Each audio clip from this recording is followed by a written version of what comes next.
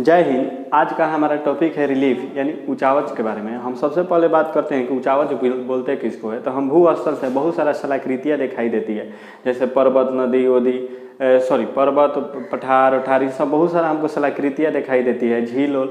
और जब समुद्र के गहराई में जाते हैं तो हमको उसमें भी बहुत सारा शलाकृतियाँ दिखाई देती है, उसी को हम रिलीफ बोलते हैं। और रिलीफ को हम मेनली तीन भागों में बांटते हैं। एक होता है हमारा फर्स्ट ऑर्डर ऑफ रिलीफ, दूसरा होता है हमारा सेकेंड ऑर्डर ऑफ रिलीफ, और तीसरा होता है हमारा थर्ड ऑर्डर ऑफ रिलीफ। तो फर्स्ट ऑर्डर ऑफ रिलीफ में हमारा क्या आ जाता है, महाद्वीप आ जाता है। महाद्वीप उसे बोलते हैं जो एक ज़मीन का टुकड़ा हो और चारों तरफ समुंदर से घिरा हुआ हो, उसे हम महाद्वीप बोलते हैं। जैसे एशिया हो गया, अफ्रीका हो गया, यूरोप हो गया, दक्षिणी अमेरिका, उत्तरी अमेरिका, ओशिनिया, ये सब महाद्वीप है। अटलांटिका, ये सब महाद्वीप है।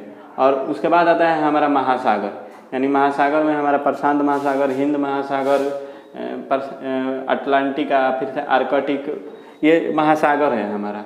तो हमारा आज का टॉपिक है महासागरीय ऊंचावच। लेकिन हमारा सेकेंड ऑर्डर ऑफ रिलीफ में जो होता है हमारा पर्वत, मैदान, पठार, मरुस्थल, ये सब चीज़ें आ जाती है। और थर्ड ऑर्डर ऑफ रिलीफ में क्या होता है कि अपर्दन और निक्षेपण से जो चीज़ बनती है, जैसे कोई भी नदी अगर चलती है तो कैसे डेल्टा का निर्माण करती है, कैसे किस चीज़ का निर्माण करती है, ये हम थर्ड ऑर्डर ऑफ रिलीफ में हम पढ़ेंगे। तो सबसे पहले आज का हमारा टॉपिक है महासागरीय ऊंचावच, यानी महासागरीय ऊंचावच यानी फर्स्ट ऑर्डर ऑफ रिलीफ में हमारा महासागरीय यानी ओशियन रिलीफ। ओशियन रिलीफ में हमको जानने से पहले सबसे पहले हम ये जानेंगे कि समुद्र तल किसे बोलते हैं और नीतल किसे बोलते हैं।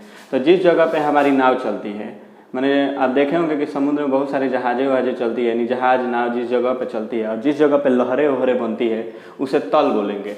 अगर किसी पर्वत की हाइट नापनी हो तो हम किससे नापते हैं, समुद्र के तल से नापते हैं। जैसे हिमालय का हाइट अगर नापना हो तो हम समुद्र के तल से नापते हैं। यहाँ पे क्या होता है कि लहरें वहरें बनती रहती है। उसके बाद समुद्र के जैसे ही हचाक दे गहराई में आएंगे तो वहाँ पे क्या होता है कि समुद्र का जो ख़त्म हो जाता है उसे हम नीतल बोलते हैं। जहाँ पे समुद्र खत्म हो जाता है उसे नीतल बोलते हैं। उसके बाद आता है तल और नीतल के बीच की जो गहराई होती, तल और नीतल के जो बीच की ये दूरी दिखाई देती है उसे हम महासागरीय गहराई बोलते हैं। अब इसको हम विस्तार से अभी पढ़ेंगे। अब हम महासागरीय ऊंचावच के बारे में हम पढ़ेंगे। महासागरीय ऊंचावच उसे बोलते हैं जो समुद्र में बहुत सारा शलाकृति का निर्माण करता है, जैसे मग्न तट, मग्न ढाल, महासागरीय मैदान, गर्त, कटक, समुद्री चोटी, इन सब का निर्माण करता है। अब इन सब को हम बहुत ही अच्छे तरीके से बारी बारी से पढ़ते हैं। सबसे पहले आता है हमारा इसमें मग्न तट। हम मग्न तट किसे बोलते हैं, तो क्या होता है कि जब समुद्र में आप जाते हैं तो सबसे पहले आप कहाँ पे जाते हैं, तो आप मग्न तट पे ही जाते हैं।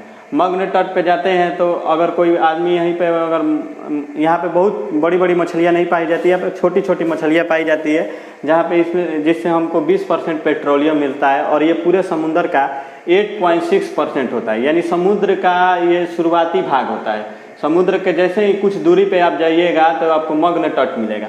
लेकिन मग्न तट से आप कुछ ही दूरी पर जब जाइएगा तो आपको क्या होगा कि एक हचाक से खाई मिलेगा, जिसे हम मग्न ढाल बोलते हैं। इस खाई को हम मग्न ढाल बोलते हैं, जो 200 से लगभग 3000 मीटर तक होता है और ये पूरे समुद्र का 8.5% होता है। अब जैसे ही आप मग्न ढाल पे जाएंगे तो आपको कुछ इस तरह का समतल ज़मीन दिखाई देगा।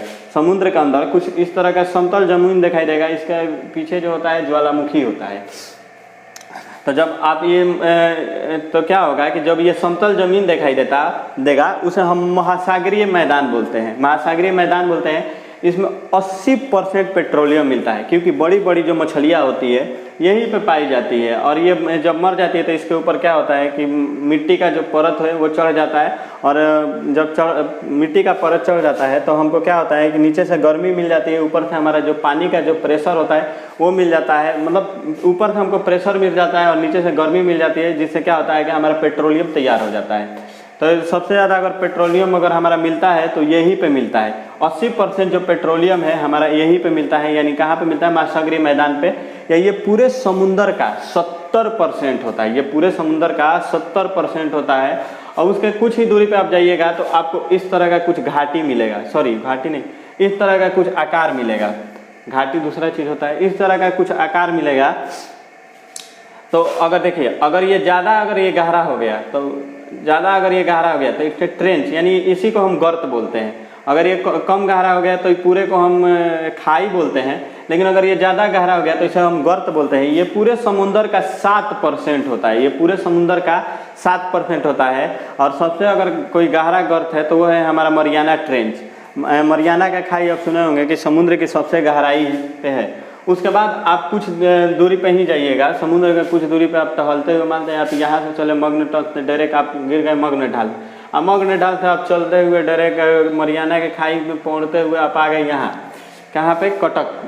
ये कटक क्या करता है कि ये यहाँ पे देखिए, यहाँ पे हमारा पृथ्वी के अंदर बहुत सारी प्लेटें पाई जाती है। और प्लेटें क्या होता है कि कुछ प्लेटें होती है जो क्या होता है कि एक दूसरे से टकराती है, और कुछ प्लेटें होती है क्या होती है, एक दूसरे से दूर भागती है। तो क्या होता है कि कुछ प्लेटें जो होती है एक दूसरे से दूर भागती है, तो दूर भागती है तो इसके अंदर से जो ज्वालामुखी होता है, ये जो लावा होता है वो निकलते रहता है, और ये ज्वालामुखी निकलते निकलते निकलते निकलते एक कटक का निर्माण कर देता है। अगर ये कटक अगर यहाँ तक चला आया, तो अगर हमारे ये क्या बोलते हैं कि समुद्री तल तक चला आया, तो ये क्या होता है कि जो जहाज़ हमारी चलाई जाती है, जैसे इस पर अगर हम नाव चलाते हैं, अगर कटक, अगर कोई नाव अगर हमारा, अगर कोई नाव अगर इस कटक से टकरा गया, यानी रीछ से टकरा गया, तो उसमें जितने भी लोग हैं उस मरने के चांसेस बहुत ज़्यादा रहती है। तो ये रीछ बहुत खतरनाक होता है अगर ये बहुत ज़्यादा ऊपर तक चला गया। तो अब क्या होता है कि ये एक ही चीज़ से निर्माण होता है, तो ये ज्वालामुखी से निर्माण होता है। उसके बाद आता है कि कुछ ही दूरी पे आप समुद्र के अंदर फिर टहलते हुए अगर आप कुछ दूरी पे जाते हैं, तो आपको क्या होता है कि इस तरह से आपको बताएंगे कि कुछ प्लेटें क्या होती है कि एक दूसरे के ऊपर मतलब एट्रैक्ट होती है या कुछ दूर भागती है। ये प्लेट का एक, ये प्लेटों की अलग एक है।